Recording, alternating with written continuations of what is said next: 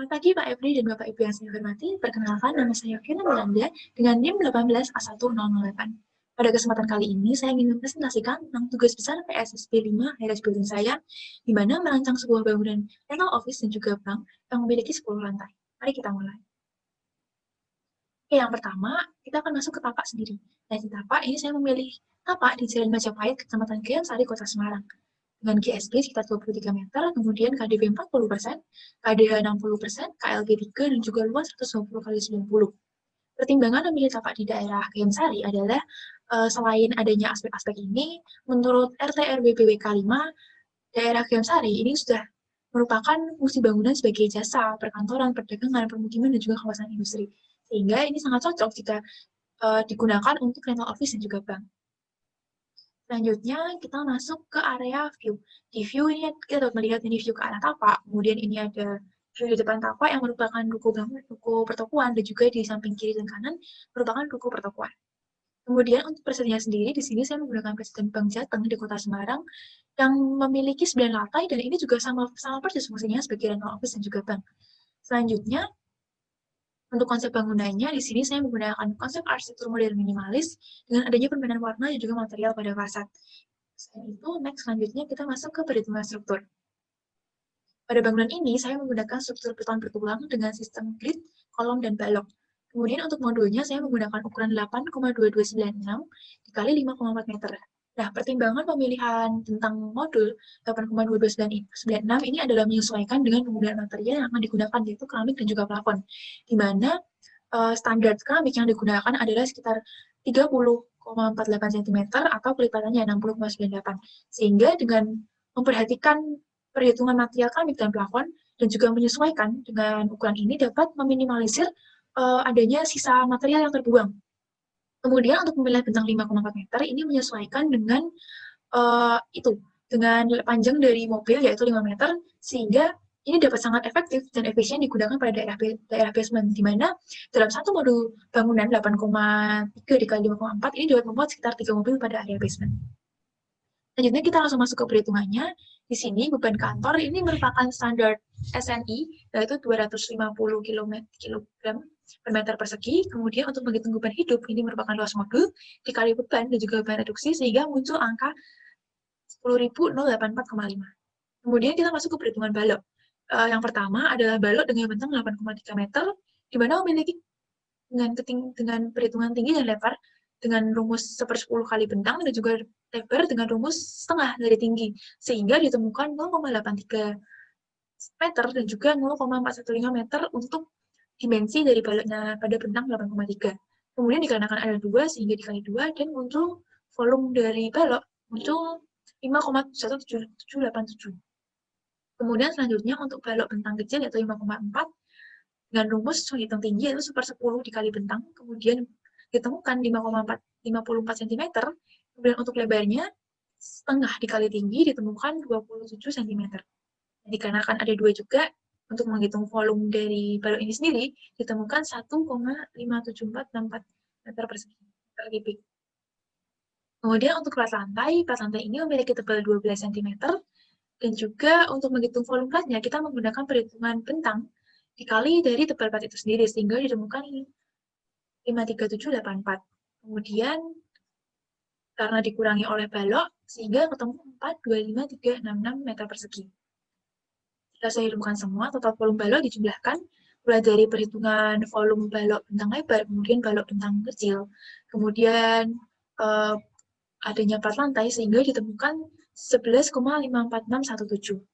Kemudian dikali 2.400 untuk menghitung dari beban volume beton, sehingga ditemukan 2771,808 kg dan dikalikan 0,9 yang merupakan koefisien reduksi beban mati, sehingga ditemukan angka ini. Selanjutnya, untuk menghitung beban total, kita harus menghitung terlebih dahulu adanya beban keramik, atap, dinding, dan juga plafon. Nah, di sini kita menggunakan koefisien 24, 50, 300, dan juga 18. Ini merupakan koefisien yang sudah sesuai dengan standar. Kemudian ditemukan beban tiap aspek seperti ini. Nah, setelah ditemukan, kita hitung beban total dari keseluruhan bagian, beban mati, kemudian hidup, keramik, beban atap, dinding, dan plafon, kemudian ditemukan 15.074,7068. Setelah 63.098,8272 kg. Nah, karena ini beban total pada setiap modul bentang, nah pada setiap modul itu ditumpuk oleh 4 kolom, maka dari itu dibagi 4 menjadi 15.077,7608. Kemudian untuk rumus perhitungan kolom tiap lantai sendiri menggunakan rumus A sama dengan P kali 25. P ini sendiri merupakan penyaluran beban pada tiap kolom dari lantai teratas hingga lantai terbawah. Kemudian ditemukan 15.077,7068 dibagi 25. Ditemukan angka ini, kemudian karena ini merupakan luas keseluruhan bentang, maka harus diakar. Kemudian ditemukan bentang kolom pada lantai teratas yaitu 25 kali 25 cm. Nah, untuk rumus kolom tiap lantai sendiri ini menggunakan rumus ini dengan P itu sesuai dengan beban yang ditumpuk tiap lantai. Nah, ini untuk kolomnya, ini untuk tabelnya sesuai dengan pembebanan tiap lantai. Kemudian ditemukan ini adanya ukuran tiap kolom di tabel yang berwarna kuning. Oke, selanjutnya kita masuk ke sistem dilatasi. Bangunan ini juga menerapkan adanya sistem dilatasi dikarenakan bentangnya dimiliki lumayan lebar. Nah, pada bangunan ini, sistem dilatasi yang saya gunakan yaitu ada dua sistem, yaitu sistem dilatasi kolom yang dapat digunakan untuk bentang yang lebih lebar dan juga sistem dilatasi cantilever yang dapat digunakan pada bentang yang tidak terlalu lebar. Nah, fungsi dari cantilever ini sendiri adalah untuk jika ada sesuatu yang tidak diinginkan seperti gempa bumi, nah dengan adanya cantilever ini dapat mencegah kemungkinan robohnya bangunan, dikarenakan adanya perbedaan massa dan juga atau bentang bangunan terlalu lebar. Kemudian pada sela-sela ini seperti di gambar, sela-sela dilatasi kita isi dengan adanya karet dilatasi. Kemudian untuk fondasi sendiri, bangunan ini menggunakan jenis fondasi tiang panjang dengan kedalaman kurang lebih 35 meter. Pertimbangan ini dikarenakan lokasi tape yang berada di Semarang bawah sehingga perlu adanya fondasi yang cukup kuat untuk menopang bangunan ini. Jadi untuk produknya di sini saya menggunakan jenis tiang panjang 20 kali 20 dan juga 25 kali 25. Kemudian untuk program ruangnya, secara singkat saya jelaskan, di sini lantai 1 dan 2 digunakan sebagai fungsi bank. Kemudian pada lantai 3 sampai lantai 10 akan digunakan sebagai fungsi perkantoran dan office. Kemudian untuk material dan utilitas, akan lebih jelasnya saya jelaskan di produk gambar. Nah, ini untuk produk gambarnya sendiri. Yang pertama ada situasi. Di situasi ini kita dapat melihat bagaimana peletakan bangunan pada site dan juga pada site di sekitar bangunan.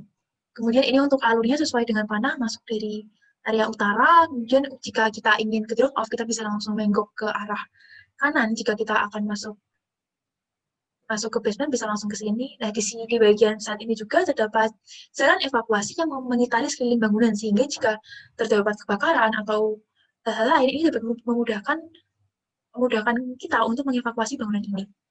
Kemudian mungkin kita langsung masuk aja ke satpan dari utilitas bangunan ini. Nah, di sini kita dapat melihat adanya alur dari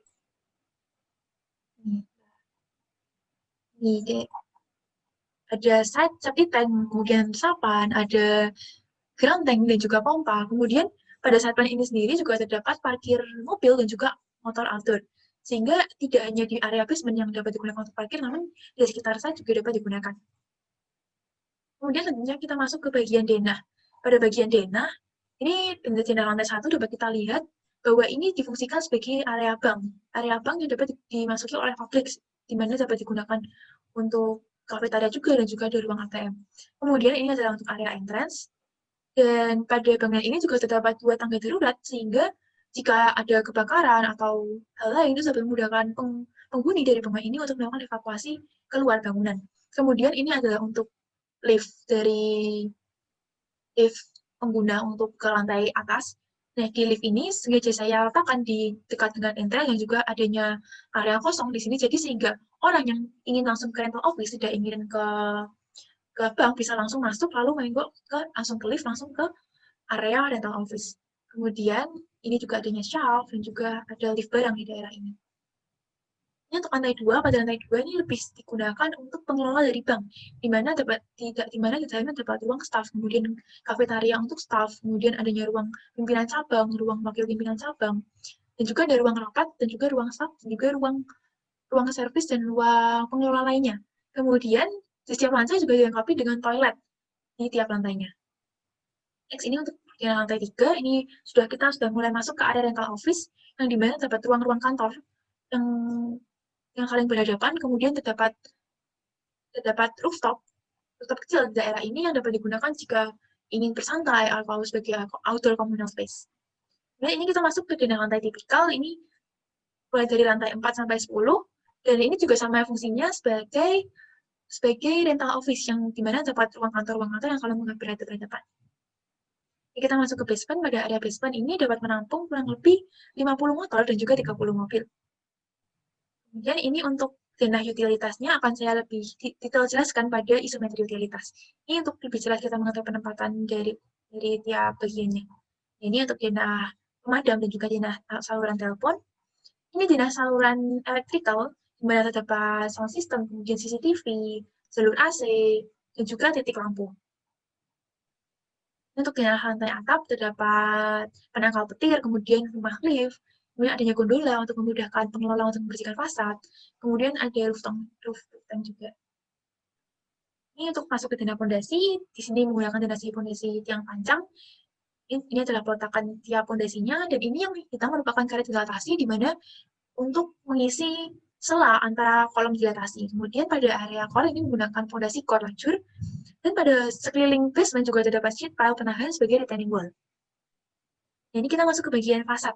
Pada bagian fasad ini menggunakan ACP dengan motif batik dikarenakan saya ingin mengadaptasi karena terletak di Indonesia, saya ingin mengadaptasi unsur Indonesia sehingga menggunakan motif batik. Dan juga adanya curtain wall pada bagian tengahnya. Dan juga next untuk bagian belakang juga sama, ACP aluminium motif batik dengan ACP laser cutting. Dan juga adanya curtain wall. Nah, di bagian kanan ini saya menggunakan ACP dengan motif yang polos sehingga tetap memberikan balance, tidak terlalu ramai pada sisinya. Kemudian adanya motif ACP bulat-bulat batu seperti ini. Sama halnya dengan di tampak kiri dengan adanya curtain wall di area bank di bawah. Nah, ini untuk potongannya. Nah, kita dapat melihat bagaimana ini memotong mulai dari area pondasi, kemudian adanya area lift, rumah lift, tangga darurat. Kemudian ini juga memotong area shaft plumbing, ini dapat penangkal petir, dan ini mulai dari lantai 3 sampai dengan lantai 10 digunakan sebagai rental office, dan lantai 1, 2 digunakan sebagai bank, dan yang terakhir pada area bawah digunakan sebagai basement. Ini adalah fondasi retaining wall yang tadi saya sebutkan. Kemudian ini juga untuk potongan sisi BB dari potongan lainnya dapat terlihat ini dari penampakan shaft-nya itu sendiri, ini tangga darurat, dan ini pembagian ruang-ruang di tiap lantainya.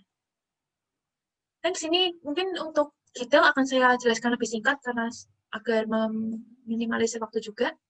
Ini untuk pondasi tiang panjang dengan kolom 80x80 dan juga tie beam, dapat pile cap, kemudian besi diameter 13 mm, dan juga ini untuk keyplate-nya terdapat di area ini. Dan untuk shaft plumbing, di sini terdapat 5 jenis pipa, yaitu saluran air bersih, kemudian air kotor, limbah padat, kemudian ada juga saluran untuk pemadam kebakaran, hydrant. Kemudian selanjutnya ini untuk penangkal petir, detailnya lebih jelas seperti ini.